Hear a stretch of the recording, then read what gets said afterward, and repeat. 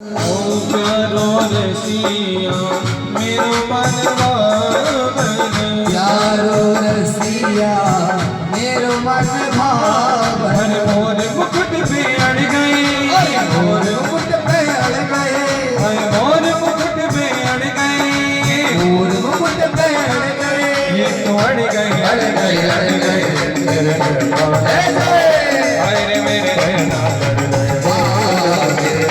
लड़ गए, हाय मेरे नैना लड़ गए, ओ मेरे नैना लड़ गए, हाय रे मेरे नैना लड़ गए, हाय मेरे नैना लड़ गए, हाय मेरे नैना लड़ गए। ओ बाके बिहारी से, बाके बिहारी से, कुंज बिहारी से, कुंज बिहारी से, रास बिहारी से मेरे नैना लड़ गए, हाय रे मेरे नैना मेरे नैना लड़ गए, हाय मेरे नैना लड़ गए, साथ साथ मेरे नैना हाय मेरे नैना लड़ गए। जय जय।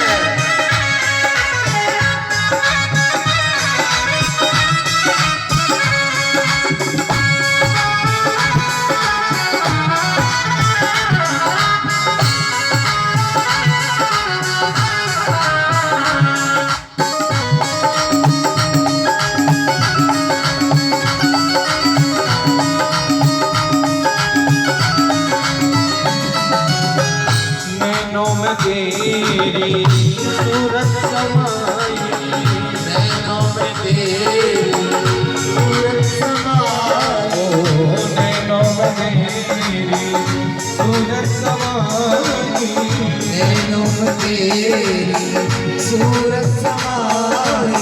कैसे भूल जाए श्याम तेरी याद आई, कैसे भूल जाए श्याम तेरी याद आई। ओ कैसे भूल जाए श्याम सब गाइए। तेरी याद आई, कैसे भूल जाए श्याम तेरी याद आई। हर बंसी के पीछे पड़ गए, पीछे पड़ गए, ओ बंसी के पीछे पड़ गए, अरे हंस के पीछे पड़ गए। ये तो पड़ गए ऐसे मेरे नैना लड़ गए, हाय रे मेरे नैना लड़ गए, मेरे नैना लड़ गए, हाय मेरे नैना लड़ गए, मेरे नैना लड़ गए, श्याम संग नैना लड़ गए, मेरे नैना लड़ गए, श्याम संग नैना लड़ गए, नैना लड़ गए मेरे बाके बिहारी से, नैना लड़ गए मेरे बाके बिहारी से, नैना लड़ गए मेरे कुंज बिहारी से, नैना लड़ गए मेरे दिल से बिहारी से, ओ उन्नीस नैना लड़ गए, उन्नीस नैना लड़ गए, हाय उन्नीस नैना लड़ गए, उन्नीस नैना लड़ गए, नैना लड़ गए लड़ गए लड़ गए मेरे नैना लड़ गए, हाय रे मेरे नैना मेरे नैना लड़ गए,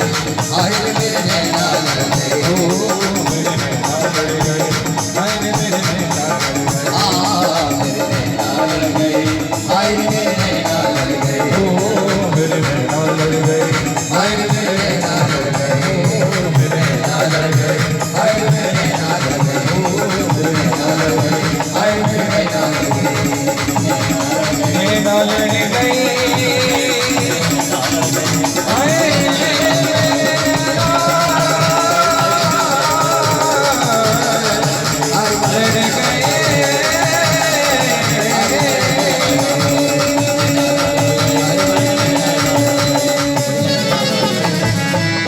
बोले बाके बिहारी लाल की जय हो।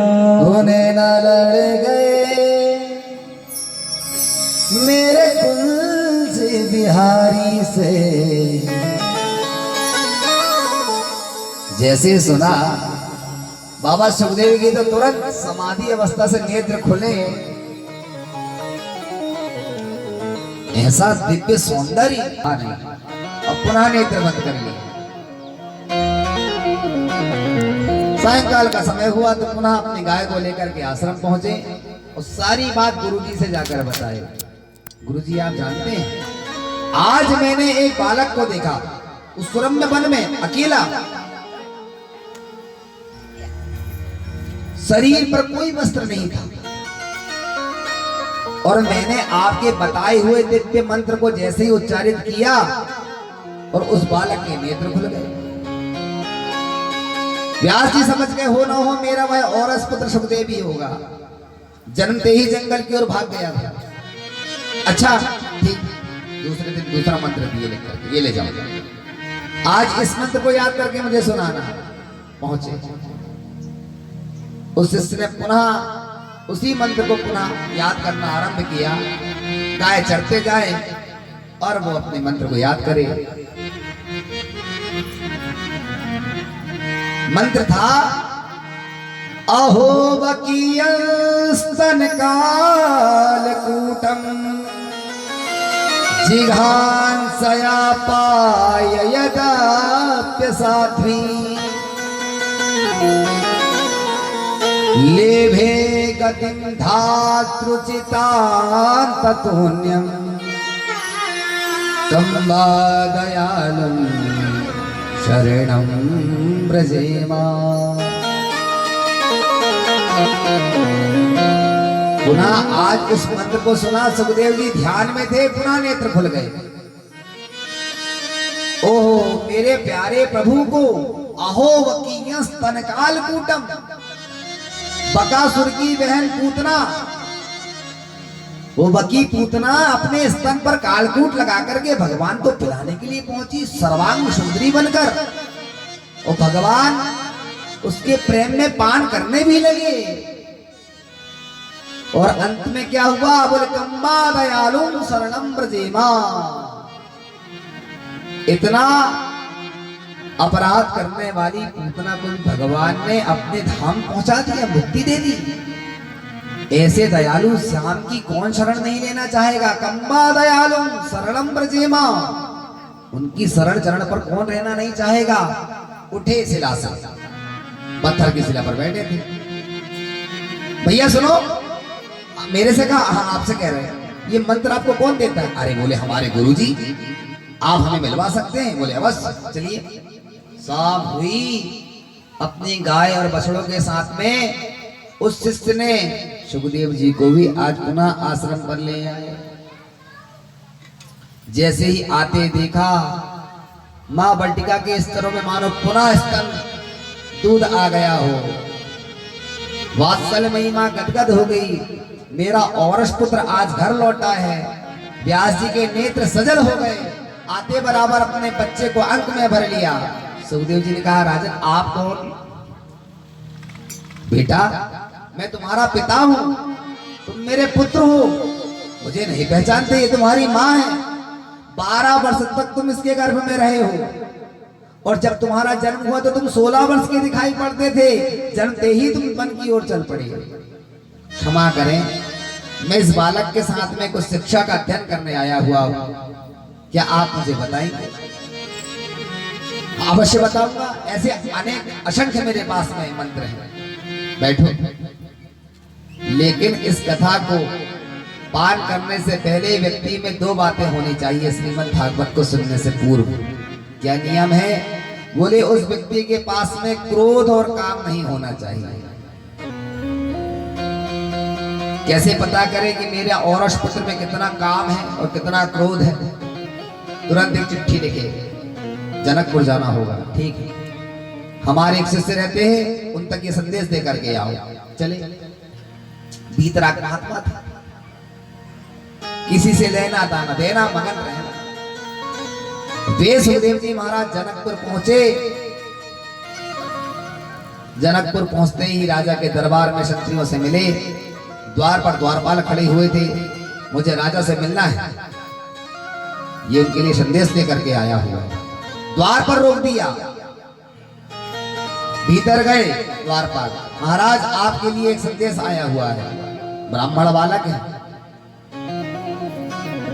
उसमें लिखा हुआ था, मेरे पुत्र के भीतर काम और क्रोध कितना है, मैं उसे दिव्य श्रीमद् भागवत की वार्ता सुनाना चाहता हूं, क्या उसे यह दिव्य उपदेश दे दूं। क्या वयस के लायक है भी या नहीं। इसलिए आप कृपा करके पुनः इसका परीक्षण करके मुझे बताएं। जनक जी ने द्वारपालों से कहा रोक दो, भीतर मत आने देना। 3 दिन 3 रात तक सुखदेव जी महाराज द्वार पर ही खड़े रहे। आप और हम यदि बनिया की दुकान पर चले जाते हैं 50 रुपए का सामान लेने के लिए और 4 ग्राहक पहले से खड़े हैं और हम यदि 10 मिनट लेट हो जाएं तो 11वें मिनट में क्रोध करने लगते हैं, क्यों फ्री में ले रहे हैं तुमसे, रहने दो, तुम्हारी अकेले की दुकान है, किसी और से सामान नहीं ले सकेंगे, जाने दो। इसको कदर नहीं है अपना ग्राहक क्या होता है। 10 मिनट में इतना क्रोध आ जाता है। आप जरा कल्पना करिए 3 दिन 3 रात तक सुखदेव जी महाराज को द्वार पर खड़ा रखा जनक जी। बीतराग थे, किसी से कोई लेना देना नहीं। साधुता का पहला लक्षण तो यही है, एक बार मुड़ना, 2 बार मुड़ना। कुछ ऐसे होते वे बार बार मुड़ते हैं, हर हफ्ते मुड़ते हैं कुछ तो, पर वे भगवत दर्शन की ओर कभी नहीं मुड़ते। लाल कपड़ा पहना हुआ वो साधु नाई को बुला करके हर सप्ताह मुड़ेगा और हफ्ता में 2-2 बार मुड़ेगा, बोले मोड़ो 1 रुपए की ब्लेड से। भगवत दर्शन पर कभी नहीं मुड़ता। वो यदि यहां मुड़ जाए इस मुड़ने की अपेक्षा तो उसका और समाज का कल्याण हो जाए। ये हमारे यहाँ का 3 दिन 3 रात तक खड़े रखे, लेकिन क्रोध नहीं आया लेश मात्र भी। उनकी जो आभा प्रभा थी जैसी की वैसी। 3 दिन पर्यंत जनक जी ने कहा भीतर आने दो। जब भीतर प्रवेश कराए तो एक सुरम में कक्ष खोला गया। असंख्य प्रकार की लता पत्र आदि से सुशोभित एक दिव्य आसन लगी हुई थी, उस पर विराजमान श्री सुखदेव जी महाराज। अनेक अप्सराएं वहां पर आके आलिंगन करने लगी। शरीर पर केवल 2 इंच की कोपीन थी महाराज, और उस पट्टी मात्र कोपीन में लपेटे हुए सारा शरीर नग्न अवस्था में है, वस्त्र धारण नहीं किए हुए। वे अप्सराएं आई, अनेक प्रकार से आलिंगन किया। काम के 5 प्रकार के बाण होते हैं, रस, रूप, गंध, शब्द, स्पर्श। रसे रूपे च गंधे च सत्य स्पर्शे च योगिनी। ये 5 बाणों के द्वारा ही कामदेव काम को उत्पन्न करते हैं। 5 प्रकार के बाण छोड़े गए। अनेक प्रकार से आलिंगन करना चाहा कि सुखदेव जी को लेस मात्र तो काम जागृत हो जाए। 4 दिन तक वे ब्रजभामाओं के साथ के रहे। अनेक प्रकार का विहार करने की उन्होंने चेष्टा की, लेकिन कामाशक्त नहीं हुए। काम भी वहां पराजित हो गया। अंत में जनक जी गए और चरणों में जाकर गिर पड़े। हे महात्मन, मैंने आपके जैसा भी इतना पुरुष नहीं देखा। विश्वामित्र जी कहते हैं विश्वामित्र पराशर प्रमितयो वातंबु पर्णासना ते स्त्री मुख पंकजं सुललितं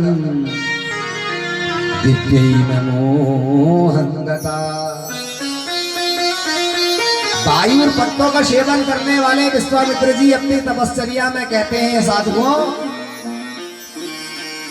मैंने जब तपस्या करी तो वायु और पत्तों का सेवन किया। आज कली काल में तो 12 वर्ष की अवस्था में काम जागृत हो जाता है। ते स्त्री मुख पंकजम सुललितम दिव्यैव मोहंगता। देखते ही व्यक्ति व्यामोहित हो जाता है, उस पर आसक्त हो जाता है। और एक ये वीतराग है, 4 दिनों से असंख्य, और ऐसा भी नहीं, सुरसुंदरी अनेक प्रकार से आलिंगन कर रही हैं। मनमोहक सुगंधी यहाँ पर इत्र चढ़ाए जा रहे हैं। एक बार एक क्षण के लिए तो काम जागृत होता नहीं हुआ। चरणों में जाके गिर पड़े, उत्तीर्ण हुए, आप पास हो गए। ये अपने पिताजी को गुरुदेव को ले जाकर दे देना। प्रणाम किया, स्वागत करके विदा किया। पुनः पहुंचे सुखदेव जी महाराज। आते देख व्यास जी ने पत्र लिया, पढ़ा। महाराज जनक जी ने कहा, गुरुदेव ये साधारण नहीं तो ब्रह्मानंद ही आपके घर में प्रकटा है, जो साक्षात शंकर की प्रतिस्वरूपा मूर्ति ही है। ये सुखदेव कोई साधारण थोड़ी है, भगवान शंकर ही प्रकटे हुए हैं। बोले सुखदेव जी महाराज की। श्री सुखदेव जी महाराज को उन्होंने इस दिव्य गाथा को श्रवण कराया, श्रीमद् भागवत सप्ताह ज्ञान यज्ञ का ज्ञान दिया, 18,000 श्लोकों को पढ़ाया। सौनकादियों ने कहा, सूत जी महाराज वह सुखदेव जी ने राजर्षि परीक्षित को दिव्य भागवत की कथा कैसे सुनाई? वे राजर्षि परीक्षित कौन थे? उनकी भी कथा बताएं। सूत जी कहते हैं, आपके इस तरह अति उत्कंठा को देख करके मेरा भी मन नहीं रहता है कि मैं आपको किसी भी प्रकार की कथा को छोड़ूं। सुनिए।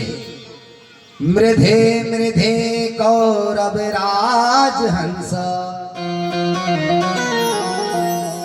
कुरुक्षेत्र की समर भूमि पर 100 भाई वे कौरव और 5 पांडव।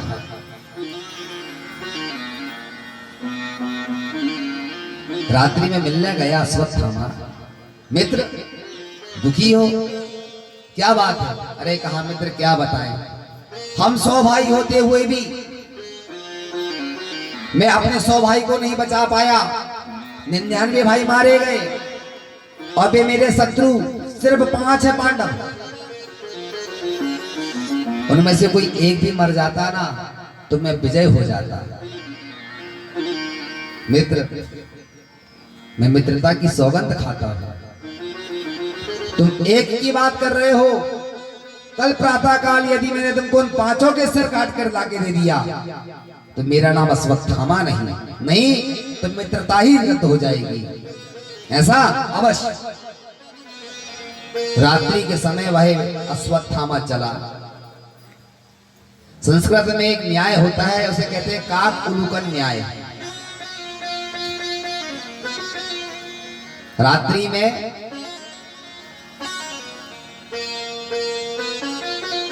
कौआ को दिखाई नहीं देता।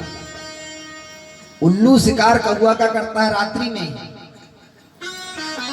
और दिन में कौआ को दिखता है लेकिन उल्लू को दिखाई नहीं देता।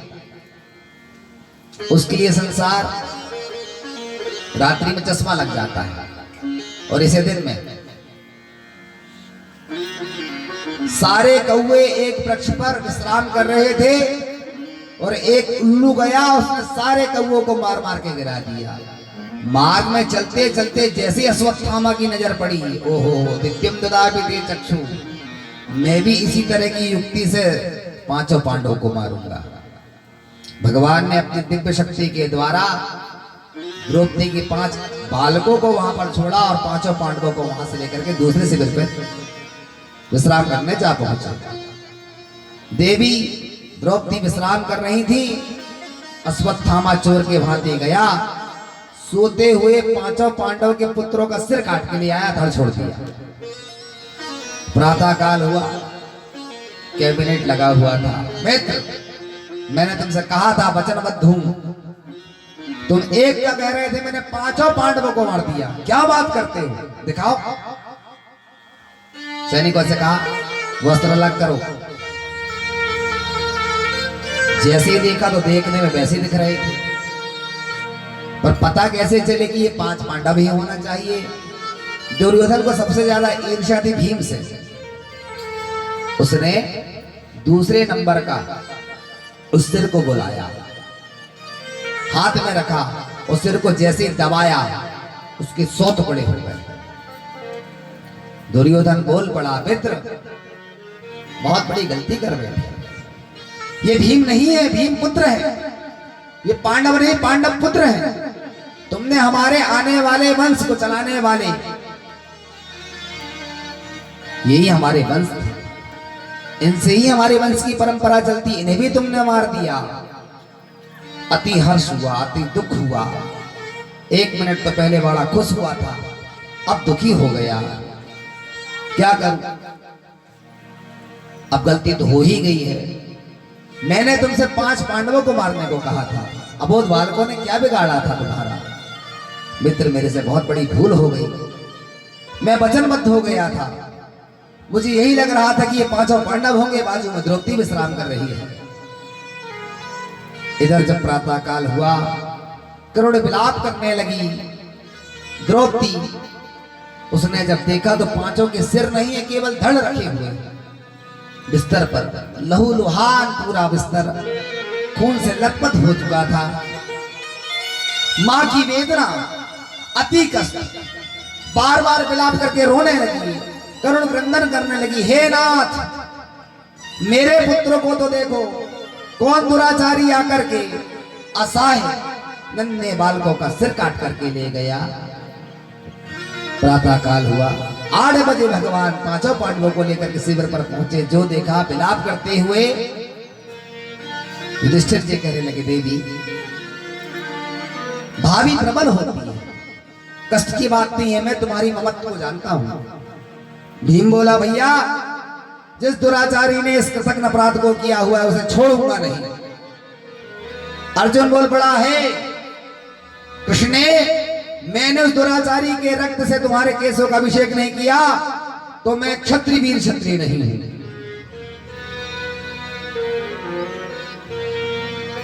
किसने मारा होगा? पता किया गया कौन आया था चोरों के भांति, कैमरे में देखा गया। बोले अर्धरात्रि में अश्वत्थामा आया था, गुरुपुत्र द्रोणाचार्य का पुत्र अश्वत्थामा, दुर्योधन का पक्का मित्र है। उसने ही यह कृतज्ञ अपराध किया हुआ है। भगवान बोले, अर्जुन चला दो ब्रह्मास्त्र। उसे चलाना आता है लेकिन लौटाना नहीं आता है, और तुम्हें लौटाना भी आता है। ठीक है केशव। और जैसे ही चलाया ब्रह्मास्त्र अश्वत्थामा ने, इधर अर्जुन ने चलाया। दोनों के ब्रह्मास्त्र को भगवान ने पृथ्वी और आकाश के मध्य में ले जाकर वायु के वेग से नष्ट कर दिया। नहीं तो दोनों ब्रह्मास्त्र के टंकार से सारी सृष्टि नष्ट हो जाती, इसलिए उसे मध्य में ले जाकर के नष्ट कर दिया। ना आकाश में कोई समस्या आए, ना मृत्यु लोक में। पकड़ लो इसे।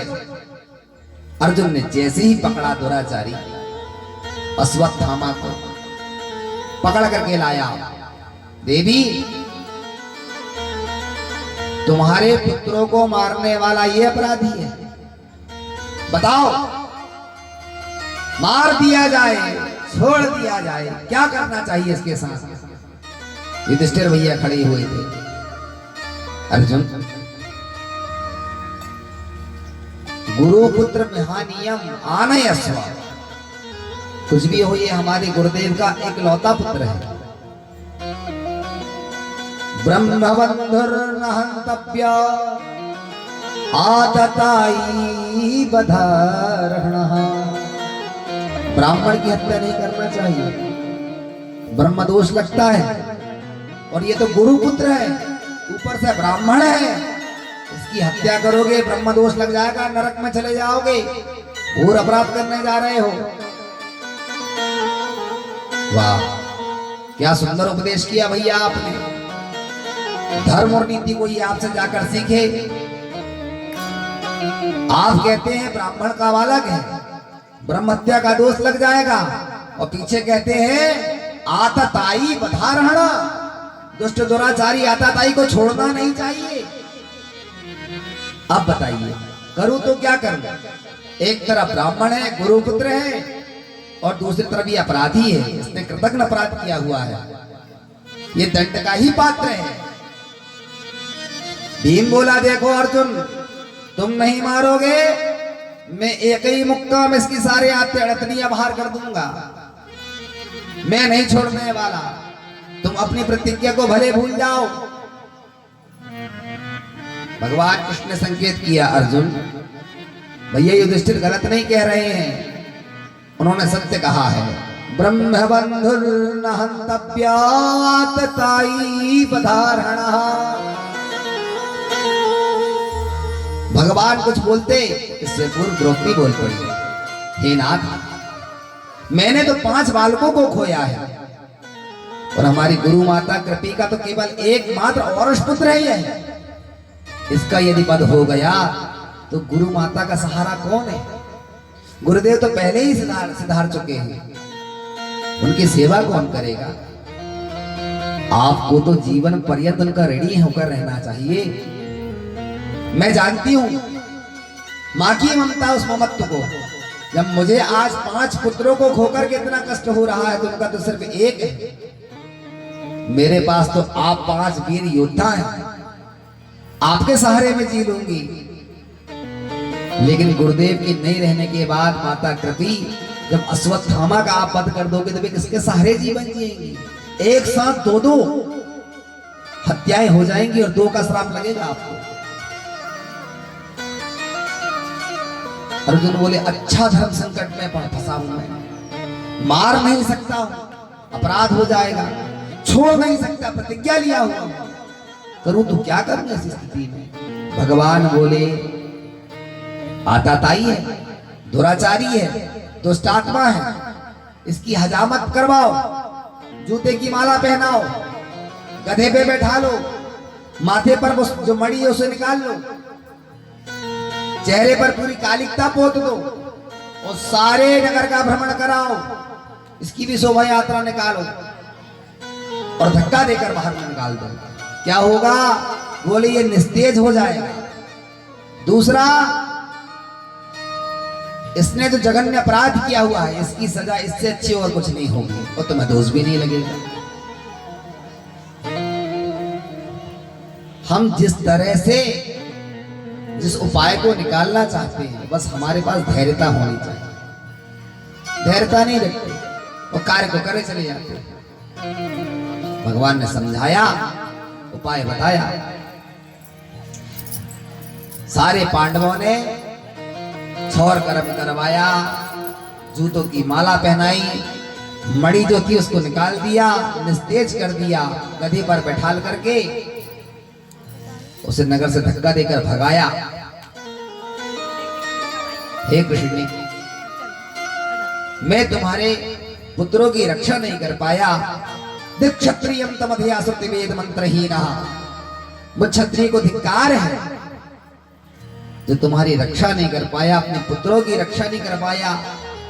अमोघ अस्त्र मेरे पास में रखे हुए हैं, ऐसे ऐसे दिव्यास्त्र देवी, एक बाण में ही मैं पूरे संसार में वृष्टि कर सकता हूं। जल की, अग्नि की, वायु की, अपने 5 पुत्रों की रक्षा नहीं कर पाया, धिक्कार है मुझ पिता पर।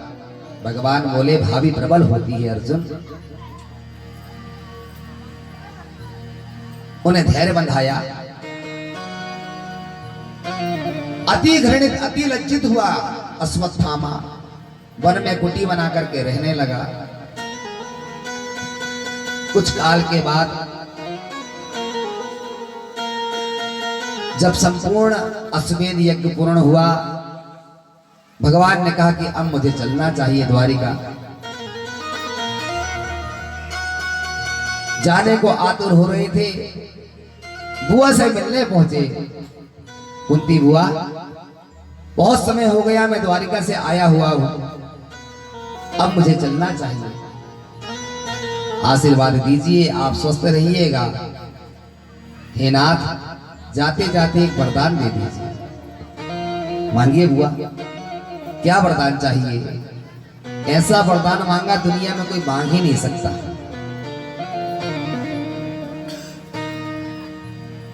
प्रभु पाहि माहि महायोगिन देव देव जगतपते। प्रभु आप यदि मुझे वरदान देना ही चाहते हैं तो एक ही वरदान दीजिए, जब तक मेरा जीवन रहे दुख के बादल मेरे ऊपर सदैव ही मंडराते रहे, मैं एक क्षण भी सुख का न भोगूं।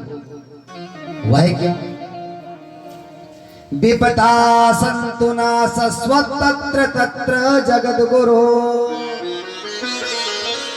हे जगत गुरु कृष्ण, मेरा जीवन जब तक रहे, मेरे जीवन में सदैव ही विपत्तियां रहे, पूरी दुनिया मेरे सामने खड़े होकर के रोज कहती है तन मन धन प्रभु सब कुछ है तेरा।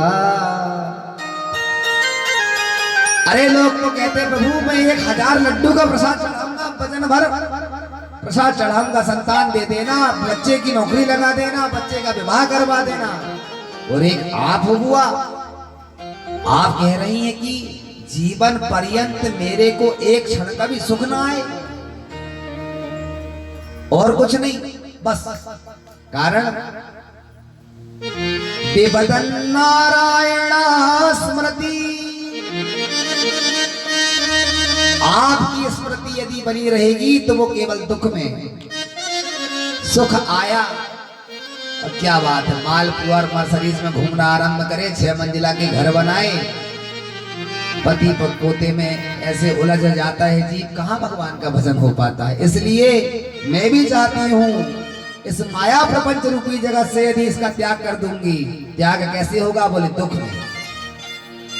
दुख आएगा तो निरंतर आपकी याद बनी रहेगी। विपदन नारायण स्मृति, हे नारायण आपकी स्मृति बनी रहेगी, और सुख आ जाएगा तो आपकी स्मृति भूल जाता है जी। इसलिए मैं जब तक जीऊं आप मुझे दुख ही दुख दीजिए, ए मस्तु। द्रौपदी तुम तो मेरी बहन हो, हे कृष्ण आप कुछ मांगो।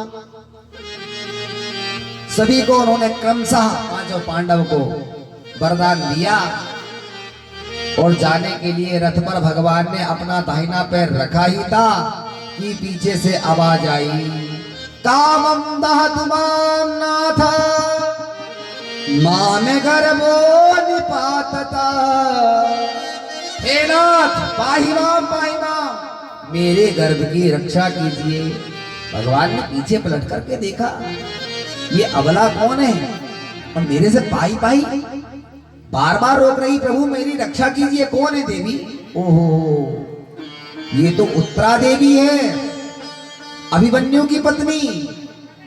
आज अश्वत्थामा ने पुनः विचार किया कि मुझे मणि से निस्तेज करके, कलंकित करके नगर से बाहर किया हुआ है, मैं समस्त पांडवों का समूह वंश ही नष्ट कर डालूंगा।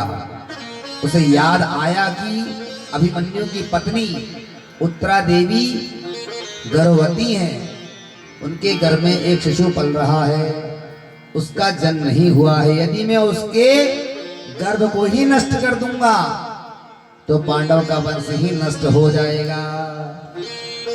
पुनः अश्वत्थामा ने दूसरा ब्रह्मास्त्र चलाया और ब्रह्मास्त्र छोड़ते ही वह दिव्य तेजों में ब्रह्मास्त्र अपनी ओर जब आने लगा, उत्तरा देवी ने भगवान को पुकारा, पाहि पाहि महायोग देव देव जगतपते। हे नाथ कामं दहतुमां नाथ मां में गर्भो निपातता। प्रभु ये मेरे गर्भ को नष्ट करने आ रहा है। भगवान ने तुरंत सुदर्शन चक्र को छोड़ा, आदेश किया जाओ उत्तरा देवी के गर्भ को सुरक्षित करो और उस ब्रह्मास्त्र को नष्ट करो। जाकर के ब्रह्मास्त्र का नष्ट हुआ। भगवान ने अंगुष्ठ मात्र नहीं मानो उत्तरा देवी के गर्भ में प्रवेश किया और गर्भस्थ परीक्षित को वहां पर जाकर के ही दर्शन दे दिया। बोलिए भक्तवत्सल भगवान की जय। कुछ देर रहने के बाद भगवान ने उत्तरा से पूछा, देवी अब आप कैसा महसूस कर रही हैं, मुझे बताएं। उत्तरा बोली, प्रभु अब मैं स्वस्थ हूँ, पूरी तरह से मेरा गर्भ शिशु भी सुरक्षित है, बस आप नाम जपना और यहाँ रहना, अब मैं चलता हूँ। सभी को प्रणाम करके भगवान रथारूढ़ हुए, रथ चलने लगा। भगवान जैसे ही द्वारिका पहुंचे, विगत दिनों के बाद भगवान आज अपने नगर लौटे थे, सभी ने स्वागत किया, मंगलायन गीत गाए गए। बहुत काल बीत जाने पर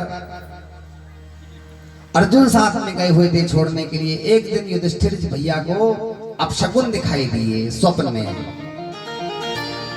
गाय रो रही हैं, कौवे आवाज कर रहे हैं, गधे आवाज कर रहे हैं। ऐसा जान पड़ता है मानो किसी प्रकार का कोई अपशकुन हो रहा है।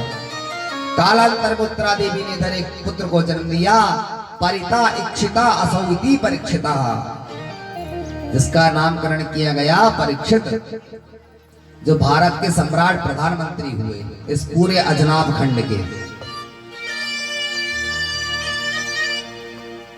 दोनों बालक, दोनों गुरु और शिष्य बड़े ही वीतराग हुए। एक सुखदेव जी महाराज, गर्भ से ही भगवान ने बाहर से कहा चिंता मत करो, मैं तुम्हें आशीर्वाद देता हूं, बाहर आ जाओ। और एक परीक्षित, भगवान ने अंगूठे के बराबर लघु होकर के सूक्ष्म दृष्टि से जाकर के उन्हें स्वस्थ किया, दर्शन दिया। परितः, अपनी इच्छा के अनुसार, इसलिए उनका नाम पड़ा परीक्षित। जब वे सने सने बड़े हुए, राजा श्री युधिष्ठिर ने उन्हें एक सिंहासन पर बैठाया। बेटा, मैं तुम्हें उत्तराधिकारी पद नियुक्त करता हूं, आज से तुम भारत के सम्राट कहलाओगे। सभी दिशाओं में एक छत्र तुम्हारा राज्य होगा। क्या करना होगा? मैं तो ना राजधर्म को जानता हूं, ना मान धर्म को जानता हूं, न मैंने शास्त्रों इत्यादि का अवलोकन किया हुआ है। सनई सनई तो मैं सब कुछ आने लगेगा और तुम पूरे मंत्रिमंडल का भी संचालन करने लगोगे। कुछ काल लगेगा, लेकिन हमें स्वर्गारोहण की ओर जाना है, इसलिए मैं तुम्हें नियुक्त करता हूं। बहुत समय व्यतीत हो गया, मन में चिंता उद्विग्नता होने लगी, अनेक प्रकार के स्वप्न दिखाई देने लगे। युधिष्ठिर जी ने भीम से कहा, भीम, मुझे ऐसा जान पड़ता है कि अर्जुन किसी दुविधा में है। द्वारिका में किसी प्रकार का अपशकुन तो नहीं हुआ होगा? कल प्रातः काल जाकर के द्वारिका में सब कुशल क्षेम देख करके तो आओ। भीम प्रातः काल जाने ही वाले थे कि अर्जुन का रथ आ गया, और जैसे ही रथ आया, अर्जुन ने प्रणाम किया और प्रणाम करते ही मुख को नीचे झुका लिया। क्या हो गया? बोलते क्यों नहीं हो? क्या द्वारिका में सब कुशल मंगल नहीं है? अर्जुन बोले, भैया, सारे विष्णुवंशी वे यदुवंशी आपस में ही झगड़ के मर गए और भगवान अपने धाम को चले गए। कुछ पत्नियां रह गई थी, मेरे से कहा तुम इन्हें ले जाओ, कोल भील ने आकर उन्हें भी छीन लिया। मेरा गांडीव भी निस्तेज हो गया, मैं उन्हें भी नहीं बचा पाया। जैसे ही कुंती ने सुना तो राम राम कही, राम कही, राम राम कही, राम राम कहते जैसे दशरथ जी महाराज ने प्राणों का त्याग किया था। प्यारे प्रभु जब इस कलिकाल से संसार से ही चले गए परम धाम को, मैं क्या करूंगी? और राम राम कहते कहते ही उन्होंने प्राणों को छोड़ दिया। बोलिए भक्तवत्सल भगवान की जय। युधिष्ठिर ने उनका दाह संस्कार इत्यादि अग्नि संस्कार किया।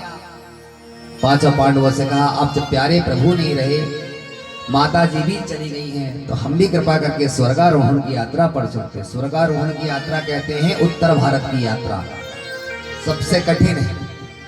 इसलिए कहते हैं कि कम से कम बुढ़ापा आने से पहले कुछ नहीं तो बद्री केदारनाथ की यात्रा युवा अवस्था में ही कर लेनी चाहिए।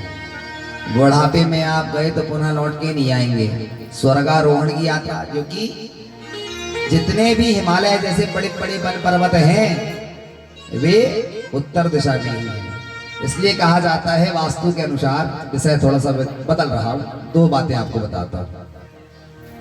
पूरी दुनिया में नॉर्थ अमेरिका का आदमी सिर्फ उत्तर दिशा में सिर करके सो सकता है।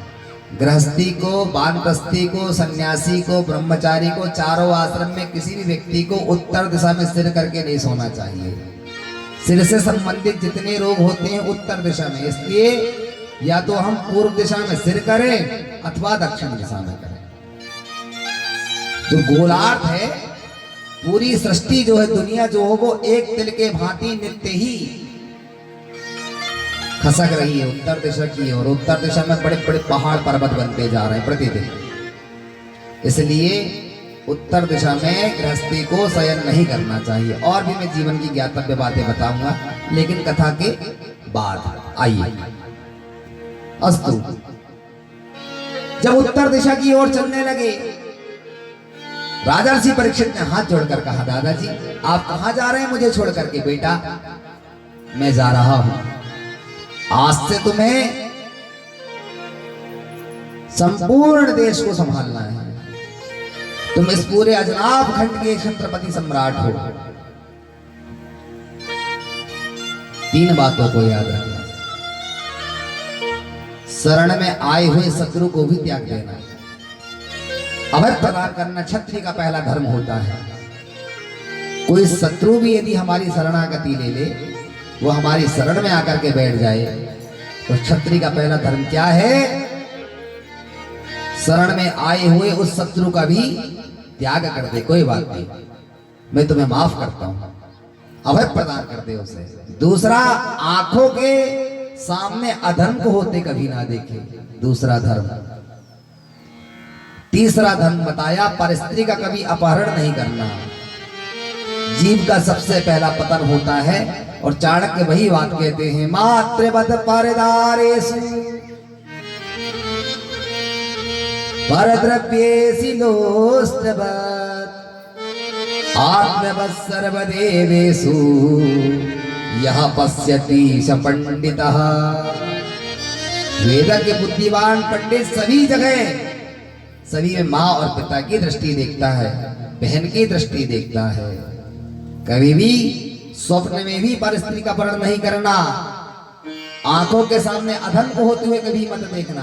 ठीक है, आशीर्वाद दिया। 5 पांडव और द्रौपदी चल पड़े, क्रमशः एक एक करके। जैसे पहुंचे तो ग्लेशियर बहुत ज्यादा -डिग्री पर जब रहते हैं, तो हिमालय में ऊपर जब हम तिब्बत की ओर जाते हैं, तो असंख्य इतनी भीषण वहां पर बर्फबारी होती है कि पैर नहीं चल पाते हैं, और व्यक्ति फिसल फिसल के गिर जाता है और उसी जगह गड़ के मर जाता है।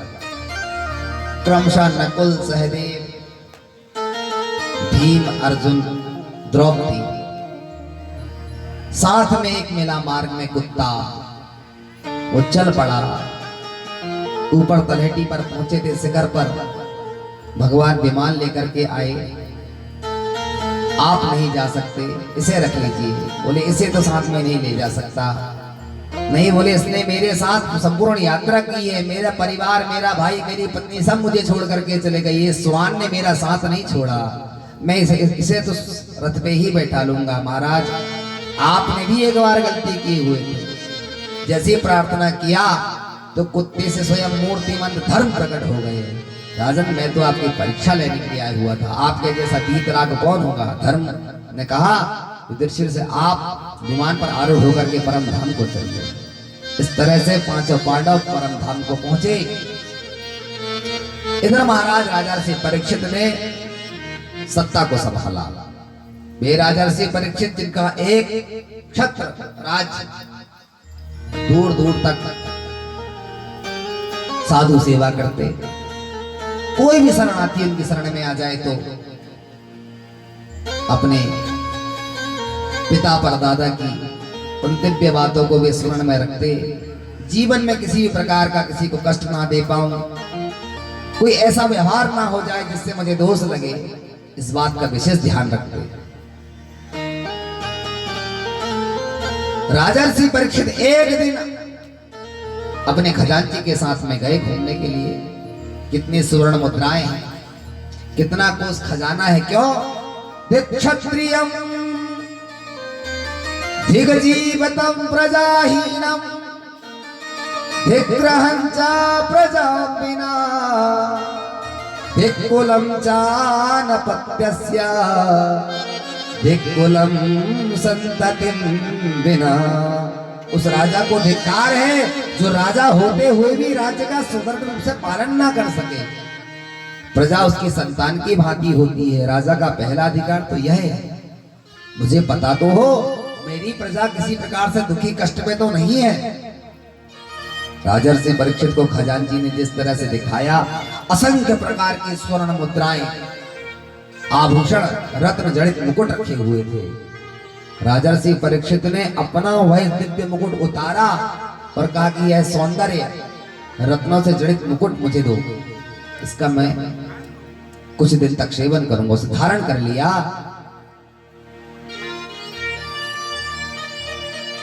धारण करने के बाद में मन में विचार आया, क्यों ना हो आज मैं शिकार के लिए जाऊं। आखेट पे निकल पड़े। जैसे ही शिकार पर चले तो आज सारथी नहीं था, अति जल्दबाजी में निकल पड़े, कुछ देखा ही नहीं। मार्ग में आगे चले थे, कौतूहल दिखा। कैसा कौतूहल था? एक बैल दिखाई दिया जिसके 3 पैर कटे हुए थे और वो एक पैर में खड़ा हुआ था।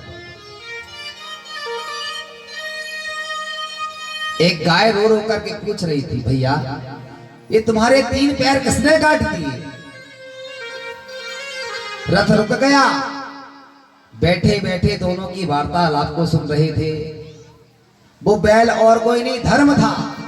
धर्म के 4 पैर हैं, चारों पुरुषार्थ। उसने कहा, सतयुग में दान चला गया, यज्ञ चला गया, तप चला गया, देवी दया रह गई है मात्र। पृथ्वी रूपी गौ माता भ्रमण कर रही थी, उसने बैल रूपी उस धर्म से वार्तालाप करी। रो रो करके पूछने लगी, सतयुग में क्या समय था? लोग नाना प्रकार के यज्ञ करते थे, यजन करते थे, भगवान का भजन करते थे। त्रेता में लोग अनेक प्रकार का यज्ञ करते थे, द्वापर में दान करते थे। और इस कलिकाल में क्या रह गया? केवल एकमात्र मेरा पैर बचा हुआ है। एक युग गया, एक पैर चला गया, दूसरा युग गया, दूसरा पैर चला गया। देवी 3 युगों के जाते ही तीनों पैर मेरे नष्ट हो गए। केवल एक पैर से मैं आरूढ़ मूर्तिमंत में धर्म ही हूं। अति कष्ट। इतने में ही कलयुग प्रकट हो गया। वे बता ही रहे थे ये 4था पैर इस कलयुग के जाते ही मेरा नष्ट हो जाएगा। कलयुग बोले, मैं तो अभी काटने आया हुआ हूं। और जैसे ही आते देखा कलयुग को, तुरंत रथ से कूद पड़े। राजर्षि परीक्षित तर्क से तलवार को निकाला, खबरदार मेरे राज्य में यदि किसी ने किसी को कष्ट पहुंचाया तो तेरे शरीर को विदीर्ण कर दूंगा, छोटे छोटे तेरे टुकड़े कर दूंगा। जानता नहीं सम्राट खड़ा है तेरे सामने। कलयुग कांपने लगा। महाराज क्षमा कर दीजिए, बहुत बड़ी गलती हो गई। पैर काटने आया हुआ है, जानता ये कौन है? सारी वार्तालाप को परीक्षित पहले ही सुन चुके थे। महाराज क्षमा कर दीजिए। जैसे ही चरणों में आकर गिरा तो दादाजी का मंत्र याद आ गया, शत्रु भी शरण में आ जाए तो उसे अभय प्रदान कर देना, मारना नहीं, क्षत्रिय का धर्म होता है। क्या करूं? ठीक है, मेरी दृष्टि से दूर चला जा। कलयुग बोला, सरकार जहां तक सृष्टि है, जहां तक मेरी दृष्टि जाती वहां तक आपका ही एक छत्र राज्य है। जाऊं तो कहां जाऊं? आप ही मुझे बता दें।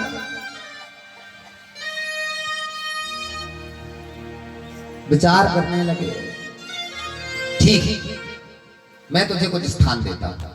बताइए महाराज। एक छोटा सा घर बनवा देता हूं। हाँ ठीक, 4 कमरे रहेंगे, बिल्कुल कह लूंगा। द्यूतम पाना स्त्रिया सूना यत्र धर्माश्च चतुर्विधा। जाओ, ये 4 कमरे तो मैं देता हूं। कहा? जहां जुआ खेला जाएगा वहां तुम निवास करोगे। दूसरा, स्त्रिया सूना, लंपट पुरुष जिन वैश्यालयों में जाते हैं वहां तुम निवास करोगे। तीसरा स्थान बताया जहां हिंसा, जहां मार काट होगी, उस हिंसा वाले क्षेत्र में भी तुम ही निवास करोगे। और चतुर्थ स्थान दिया जहां लोग शराब पिएंगे, मदिरा का पान करेंगे। ऐसे 4 स्थान दिए। चरणों में पुनः गिर पड़ा। सरकार, गंदा नाली का कीड़ा, वही मच्छर वहां से निकला, वहीं जाकर पुनः गिर पड़ा। आप तो बड़े दयालु हैं, कृपा करके कुछ अच्छा स्थान तो दे देते। वाह, तू बड़ा कोई वीआईपी आदमी है जो तुमको वीआईपी स्थान दूंगा। चरणों में गिर पड़ा तो परीक्षित रीझ गए। कुछ विशेषता है? बोले हाँ महाराज, मेरे में भी कुछ अच्छाई है। अरे है तो मुझे बता। बाबा तुलसी कहते हैं, जड़ चेतन गुण दोष माया विश्व की न करता। सारी सृष्टि में दो ही मार्ग हैं, दाया मार्ग वाम मार्ग, जड़ और चेतन, गुण और दोष, अच्छाई और बुराई। एक व्यक्ति के भीतर 99 अच्छाई हो और एक दोष प्रकट हो जाता है तो 99 अच्छाई नष्ट हो जाती है। ये साहब बहुत बेकार आदमी है, काहे का आदमी अच्छा था ही नहीं। क्या है अच्छाई बताओ? कलयुग ने हाथ जोड़ा, सरकार मेरे भीतर जो अच्छाई है सुनिए आप। यत् फलम नास्ति तपसा ना योगेन समाधिना तत्फलम लभते सम्यक कलौ केशव कीर्तना। जो फल सतयुग में तप करने से मिलता था, त्रेता में यज्ञ करने से मिलता था, द्वापर में दान करने से मिलता था, महाराज मुझ कलयुग में वही फल केवल नाम जपने से मिल जाता है। कलयुग केवल नाम आधारा, कलयुग केवल नाम आधारा, कलयुग केवल नाम आधारा, कलयुग केवल नाम आधारा, कलयुग केवल नाम आधारा, कलयुग केवल नाम आधारा। सुमेरे सुमेरे नर उतरहि पारा, सुमेरे सुमेरे नर उतरहि पारा। महाराज केवल कीर्तन, केवल नाम मात्र ले लें, ना यज्ञ करे ना तप करे। अरे महाराज ना हो तो दान भी ना करे, केवल नाम मात्र जप ले ना तो भवसागर से पार हो जाता है। ओ हो। अरे वाह, इतनी सुंदर अच्छाई है केवल नाम मात्र से। हाँ महाराज, और आप तो दयालु सम्राट हैं, कोई अच्छा सा प्लीज एक कमरा बनवा दीजिए ना। हाँ ठीक, रीझ गए, प्रसन्न हो गए। दयालु राजा से परीक्षित ने कहा, जा तुझे मैं एक और वरदान देता हूं, 5वां स्थान देता हूं, तो सुवर्ण में जाके निवास करेगा। कहाँ रहेगा? सोने में जाके निवास करेगा। ओहो, इतना कहे और माताओं ने अपना अपना सोना पकड़ना शुरू करी। बोले भाई मेरे जे कान में तो नहीं आके बैठ गया कलयुग जाए यहाँ। हाँ ये लंबे वाले देखो माता। सोनक जी ने पूछा कलयुग को सुवर्ण में निवास। भगवान कहते हैं जितनी धातु हैं, एल्यूमिनियम से लेके, रांगा से लेके, सुवर्ण से लेके, चांदी से लेके, पीतल से लेके, तांबा से लेकर के, लोहा से लेकर के, धातु नाम अस्मिकांचलम। भगवान 11वें स्कंद में कहते हैं उद्धव, जिस तरह वृक्षों में अश्वत्थ मेरा स्वरूप है, नदियों में गंगा मेरा स्वरूप है, पशुओं में गाय मेरा स्वरूप है, इसी प्रकार धातुओं में सुवर्ण मेरा स्वरूप है। फिर महाराज कलयुग कौन से सोने में रहता है? कलयुग रहता है अधर्म की कमाई का बनाया हुआ सोना।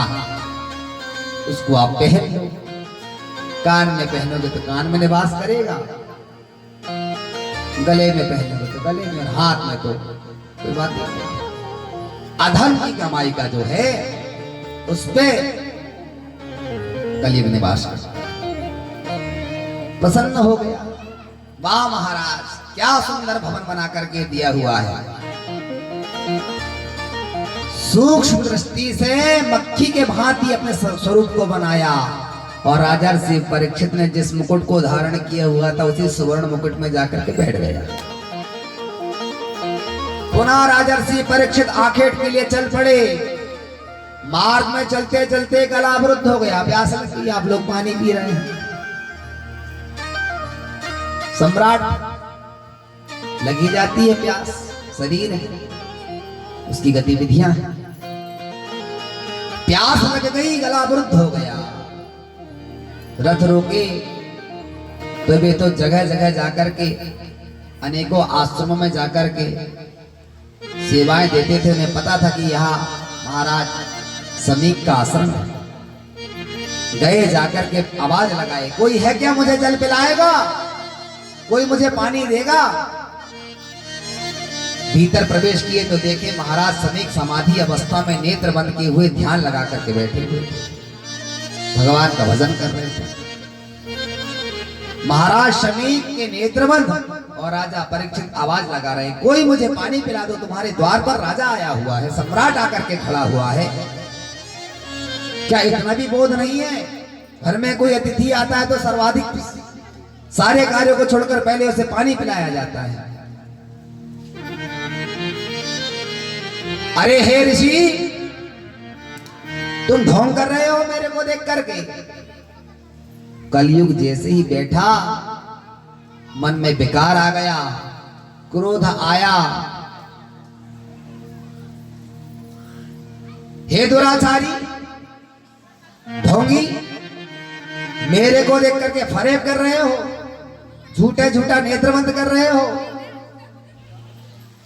मार्ग में एक सर्प पड़ा हुआ था मरा, तरकस से बाण को निकाला, मरे हुए सर्प को उठाया, महाराज समीक के गले पर माला की तरह पहना दिया।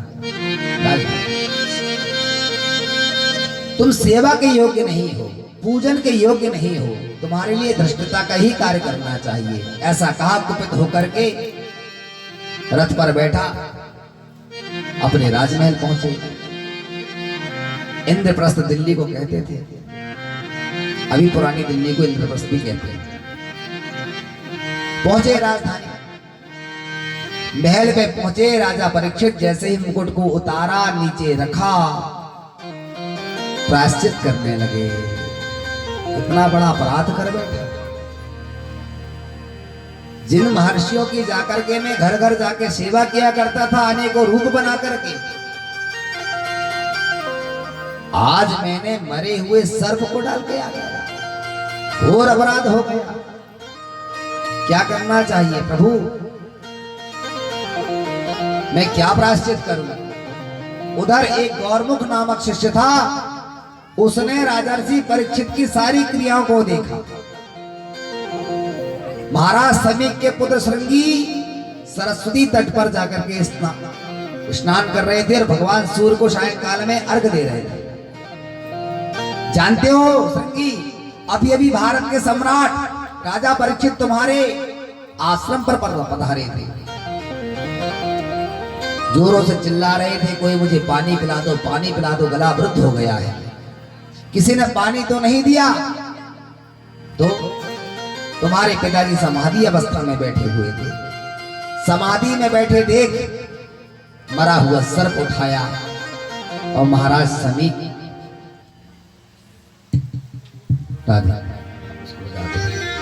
ऐसा लगा कि लाइट चलेगी।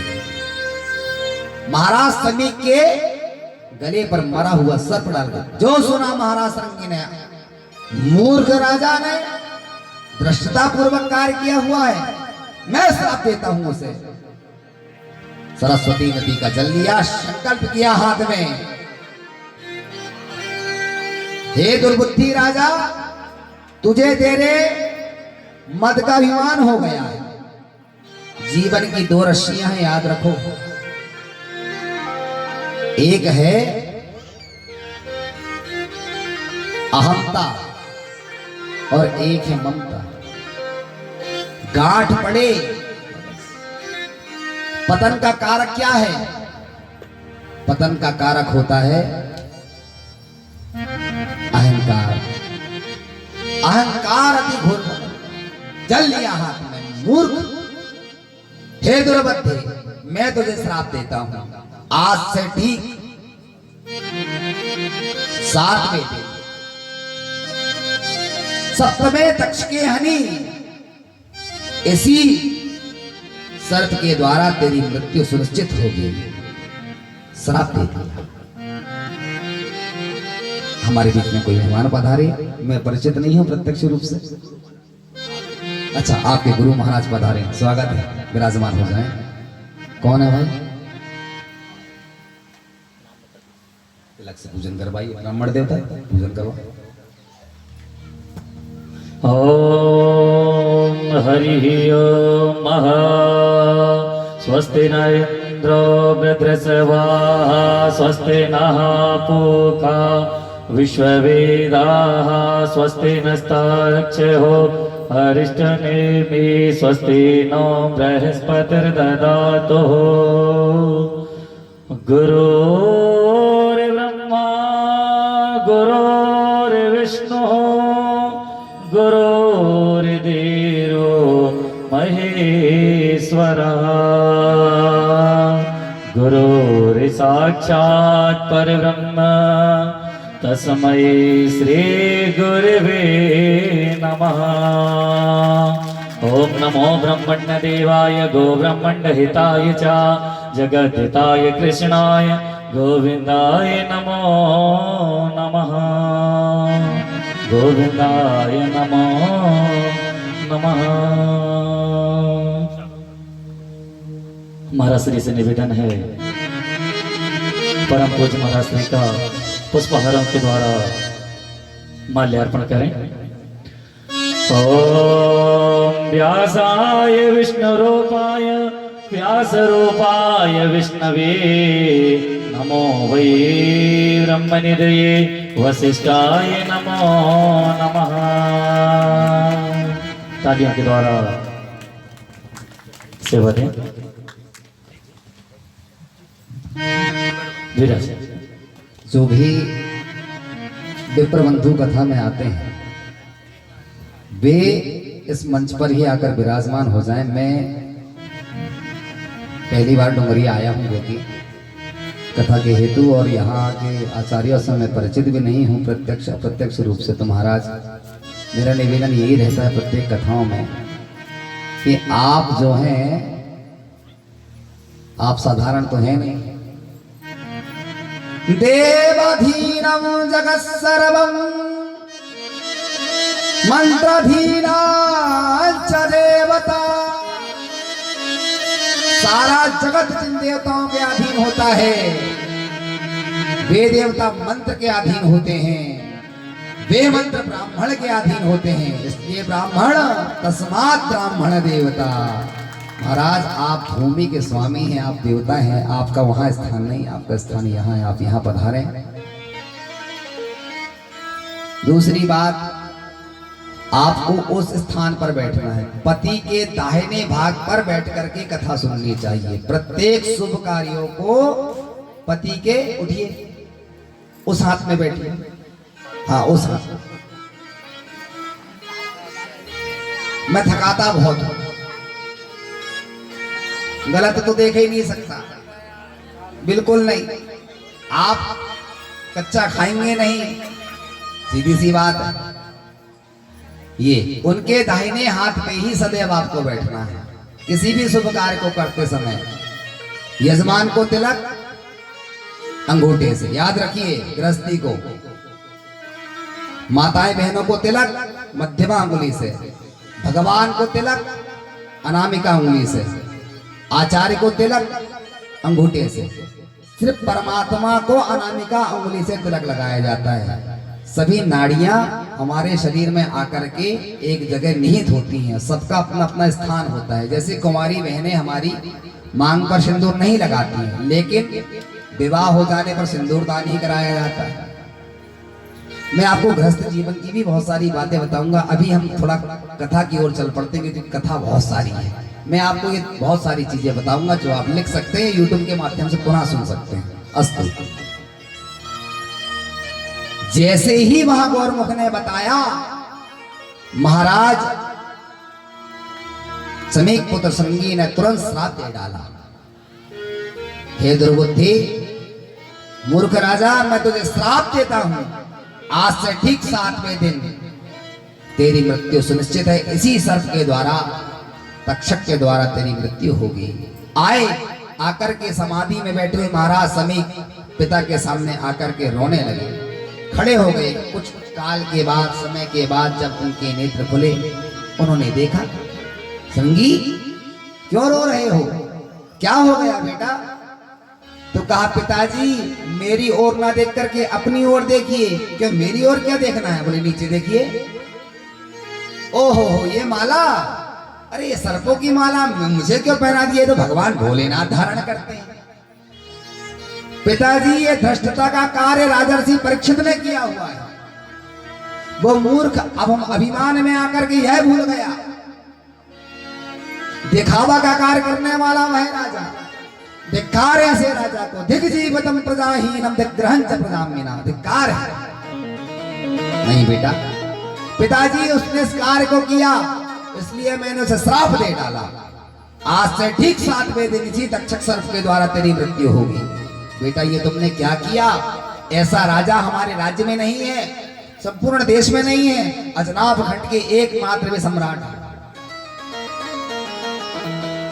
पिताजी जिस तरह धनुष से बाण निकल करके पुनः वापस नहीं लौटती, इस प्रकार वाणी से निकला हुआ वाक्य वापस नहीं आता। मैं उन्हें एक बार श्राप दे चुका हूं, वो अमिट होगा। तुरंत गौरमुख नामक शिष्य को बुलाया जाओ, जाकर के महल में जाकर के राजा परीक्षित से कहो महाराज ऋषि शमीक ने मुझे पहुंचाया है और उन्होंने कहा है कि आज से ठीक 7वें दिन तुम्हें तक्षक सर्प काटने आएगा, उसी से तुम्हारी मृत्यु सुनिश्चित है। अपने प्राणों की रक्षा हेतु यदि कोई आप उपाय कर सकते हैं, प्रयत्न कर सकते हैं तो अवश्य करें। वे तो प्रायश्चित करने के लिए तैयार ही थे। मुकुट उतारा और उन्हें बोध हो गया, गलती कर बैठा। अपने ज्येष्ठ पुत्र जन्मेजय को दूसरे दिन प्रातः काल उन्होंने पूरा कैबिनेट बैठाला, सभी मंत्रिमंडलों से कहा मेरे से एक धृष्टतापूर्वक कार्य हुआ है। मैं अपने ज्येष्ठ पुत्र जन्मेजय को राज तिलक करता हूं, आज से वह इस राज्य का राजा होगा। मैं जा रहा हूं। तपस्वी के भेष में पत्नियों ने बार बार रोका, पुत्रों ने बार बार रोका, प्रजाजनों ने